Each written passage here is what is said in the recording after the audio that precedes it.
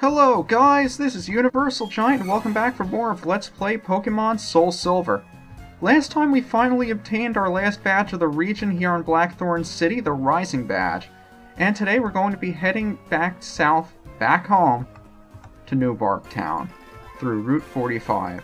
Now this is a very unique route in that you can actually go through this in 3 different ways. There's the East path, the West path, and the Center path.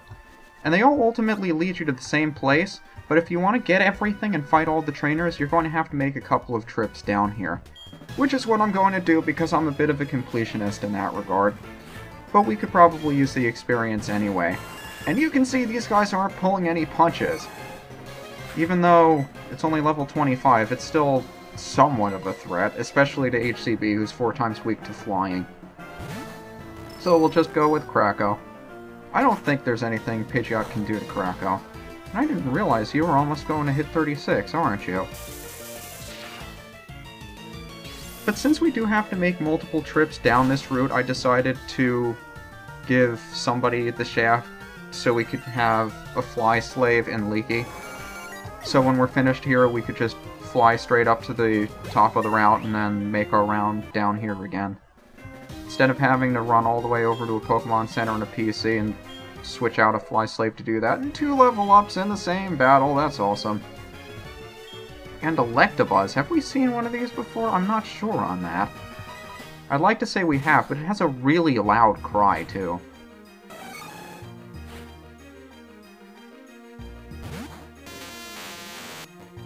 Now this is another one of those Pokemon similar to Magmar. In the first generation it had no evolutions, in the second generation it got a baby form, and in the 4th generation it got an evolution.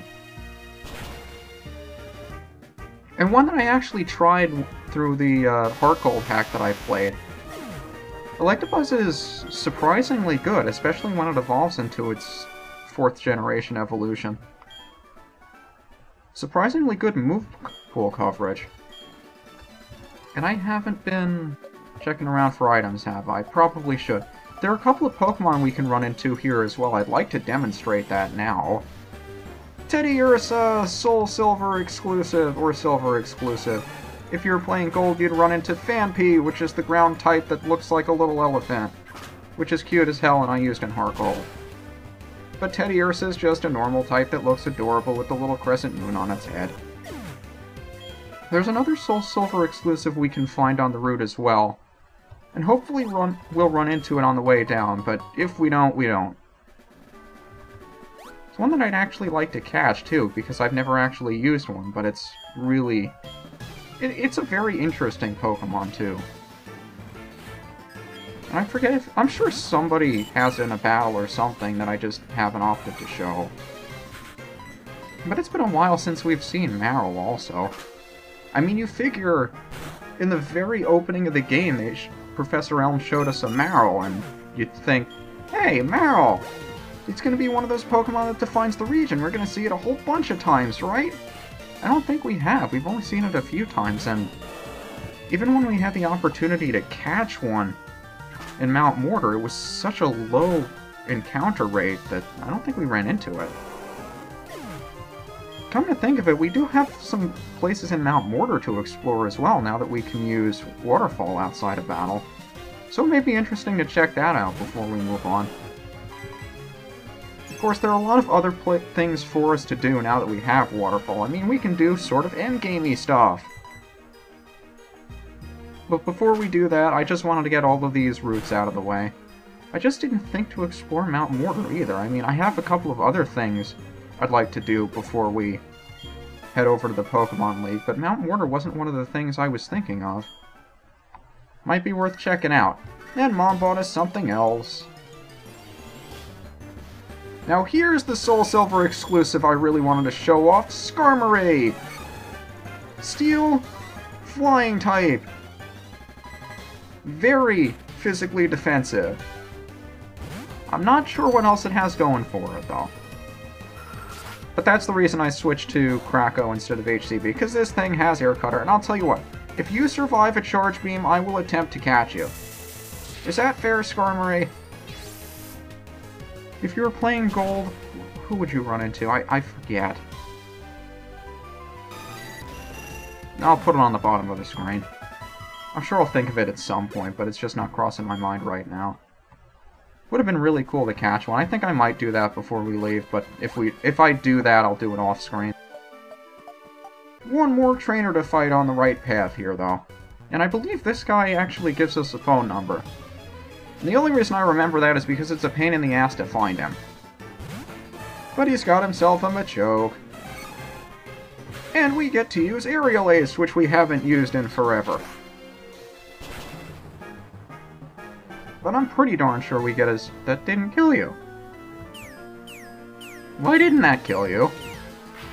You know what, just to be a jerk, let's kill him with... Headbutt.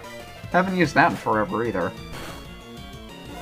Wondering what I'll get rid of to... Or what move I would give him instead of Headbutt.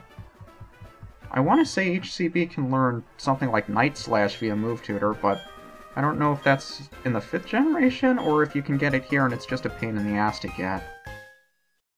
There are a lot of Move Tutor games, or Move Tutor moves in the 4th generation. Now the path splits here, it looks like the only way you can go is to the left, but you can actually go to the right as well. And I actually forget if there's anything unusual down here. I suppose a trainer counts. I almost completely skipped you! You know how hard it is to find you down here, hiker.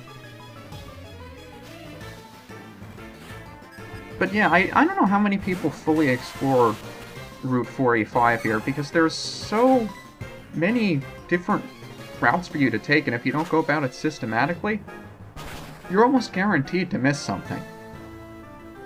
In fact, this entire route is optional. If we wanted to, we could just fly straight to New Barktown, get the thing from Professor Elm, and move on with our lives.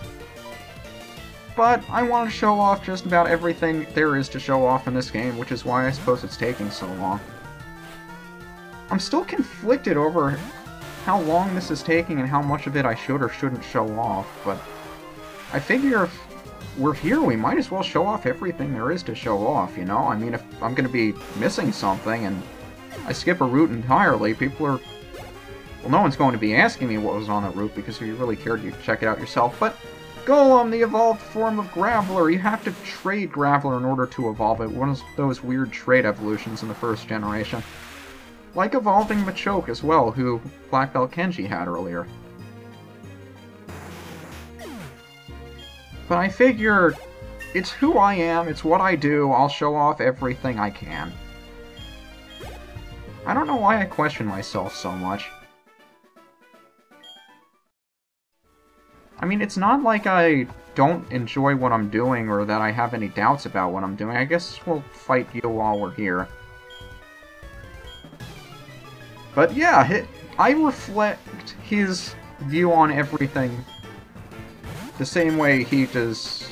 My sentences do not make English sense. Yeah, how does Diglett know Sucker Punch? But yeah, the route is there, let's explore it. Why the hell not? If you don't like it, you can just skip the video. I really don't care either way. If you're not interested, don't watch. But I enjoy what I'm doing, and as long as we have the opportunity to switch out, we might as well. Diglett and Dugtrio, I think Diglett also gets it, the ability called Arena Trap, where it locks your opponent into battle, which means we wouldn't be able to switch out if we wanted to. I don't want to try, because I actually want to stay in with Crunch here. But it prevents you from switching out, just like Shadow Tag on a Pokemon that we can now have access to, now that we can get to Dark Cave from Blackthorn City up here, which I will be exploring before we get to New Bark. Since we are going to be making 3 trips, I figure I'll check out whatever's left of Dark Cave before I start on my 3rd trip down here, since it's there, and I wonder if I missed an item up there. I sure hope I didn't. But the right and center routes meet down here, and they both lead to this nice little area here with the pool of water and an apricorn tree. And there's nothing else over here. Now if we jump down, you may remember, this is actually where we plopped out of the Dark Cave the last time we were in the Dark Cave. So it's pretty cool to be back here. Now like I said, I'm going to be making 3 trips down here, so I'll go fly my way back up to Blackthorn City, heal everybody up, and we'll make our 2nd trip down. Lupus gained a level while I was doing the off-screen encounters, by the way. Healing time! And now let's tackle that center path. Now we already took care of one of the trainers down the center path, so it shouldn't take that much longer. And you could systematically weave between the different paths, but I figure this way we're guaranteed not to miss anything. So I'll take the right path first, I'll take the center path second, and then lastly I'll take the leftmost path. Because at the start of the leftmost path is the rest of Dark Cave, and it's going to be a pain in the ass to explore it, so I figure we might as well put it off for last so people aren't immediately bored to death by the opening of the video being me exploring blindly. And so many Gravelers! Seems like everybody's got something in the Geodude family on this route. Graveler is one of the Pokemon that you can find in the wild on this route. It's going to be one of the more common mountain area Pokemon that we'll find, as opposed to Geodude we were running into a lot of the time. It's been a while since we've explored one of these routes, hasn't it? I mean, we did explore the route between the Ice Path and Mahogany Town, but even the grass there was optional. It's been a really long time since we've explored one of these routes that has grass alongside it. And you don't see that very often in Pokemon games, where you can go through several routes without having to go through any grass. And I don't know if it's because this game has been lacking in those sort of routes, or if it's just been the fact that we haven't had to go through them in a long time. Not that we have to go through this one either, because this route's entirely optional, but still, it's here. Might as well. I was mistaken, we can find Geodude here too. Now let's see if there's anything down the center path that we missed. I think we're good on the center path, but I'm going to go all the way down just to make sure. Yeah, there's the Hiker Dude, and it looks like they meet up over here. So let's check out the left path. There may be something we could do over here. Battle Frontier. Oh yeah, that was the place we couldn't get into because it was closed in Olivine City. But it looks like it'll open up after we go through the Pokemon League, so that may be worth checking out. But yeah, we're back here again, so I suppose I'll make my way back up to the top of Blackthorn City, heal up, probably switch out Lupus because he's the highest level member of our team, I think. Or switch out whoever's the highest level member of our team back for Klaus, because he's been sitting out for a little while. And after I'm done rearranging that, we'll check out the Dark Cave and the left path down that route.